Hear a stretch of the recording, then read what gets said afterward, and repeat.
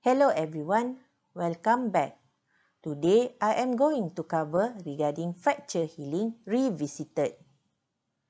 Briefly, I will introduce to you the fracture definition, the 4 stages of fracture healing. The first stage is hematoma formation. The second stage is fibrocartilaginous callus formation. The third stage is bony callus formation. And the fourth stage is bone remodelling. And lastly, regarding the clinical significance of these stages. Fracture is defined as a breach in structural continuity of the bone or discontinuity of the bone cortex. There are 4 stages of fracture healing.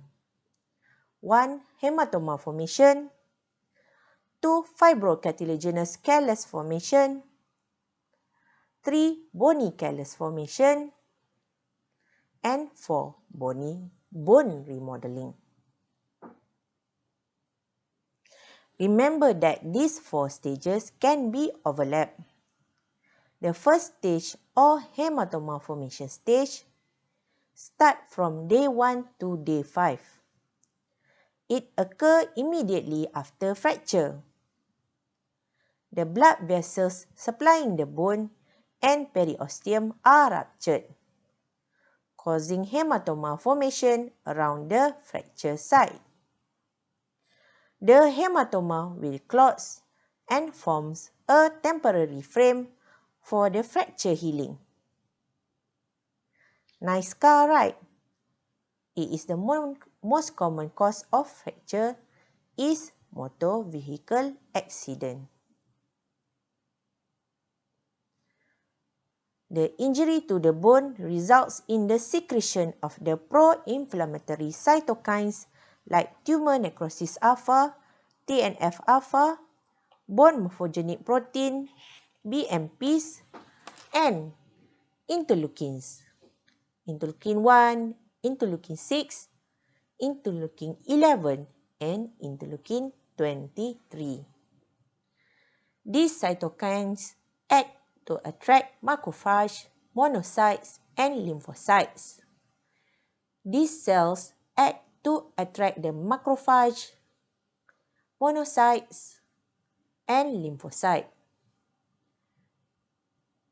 These cells act together to remove the damaged, necrotic tissue and secrete cytokine like vascular endothelial growth factor, VEGF, for new formation of blood vessels. The second stage, the fibrocartilaginous callus formation, started from day 5 to day 11. The release of vascular endothelial growth factor, VEGF, leads to angiogenesis at the fracture site and within the hematoma. Fibrin-rich granulation tissue begins to develop. Further mesenchymal stem cells are recruited to the area and begin to differentiate, driven by bone morphogenic protein BMPs to fibroblasts, chondroblasts, and osteoblasts. This picture illustrates the differentiation of mesenchymal stem cell MSC into osteoblasts, chondrocytes, fibroblasts, and also into adipocyte and myocyte. As a result, chondrogenesis begins to occur, laying down a collagen-rich fibrocartilaginous network spanning the fracture ends, with a surrounding hyaline cartilage sleeve. At the same time, adjacent to the periosteal layer, a layer of woven bone is laid down by the osteoprogenitor cells, OPG. This picture illustrates the differentiation of mesenchymal MSC, mesenchymal stem cell, to hypertrophic chondrocyte that later, due to stimulant, example the type 10 collagen, has formation of angiogenesis and ossification present. The third stage of bony callus formation, starting from day 11 to day 28. In this stage, the cartilaginous callus begins to undergo endochondral ossification. Rank ligand is expressed, stimulate a further differentiation of chondroblast, chondroclast, osteoblast, and osteoclast. As a result, the cartilaginous callus is resorbed and begins to calcify.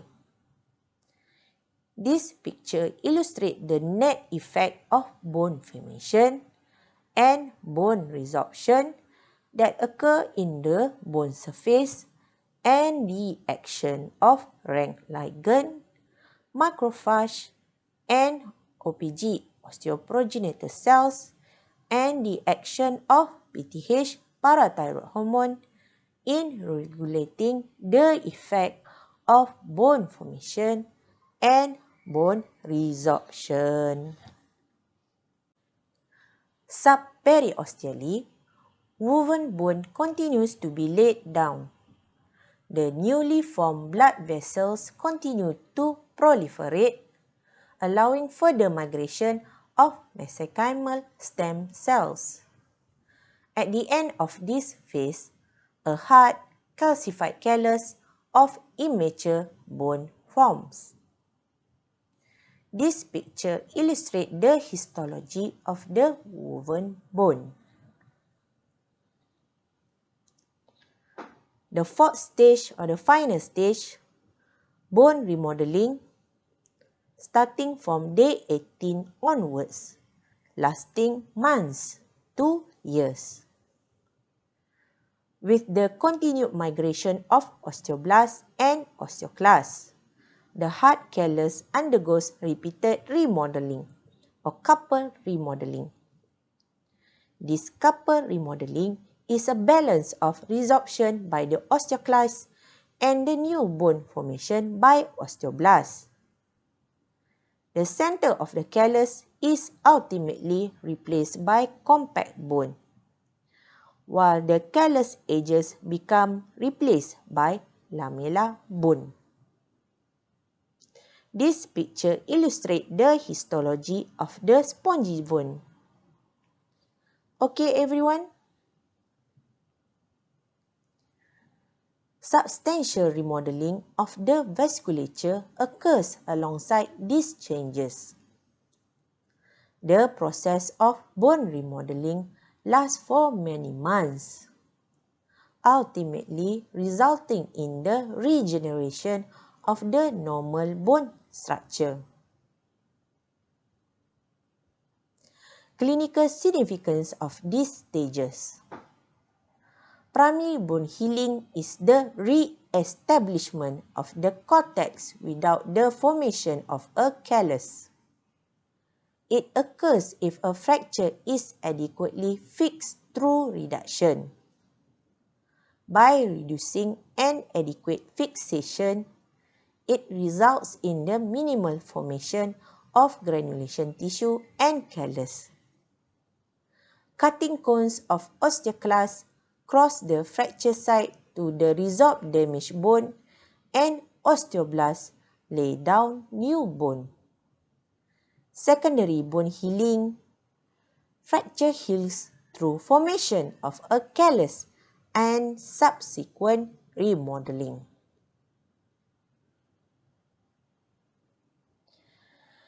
This figure illustrates the 4 stages of fracture healing. The first stage is characterized by the formation of the fracture hematoma and a local inflammation. The TNF-alpha, tumor necrosis factor alpha, the rank ligand, the vascular endothelial growth factor VEGF, and the interleukin are recruited towards the fracture gap.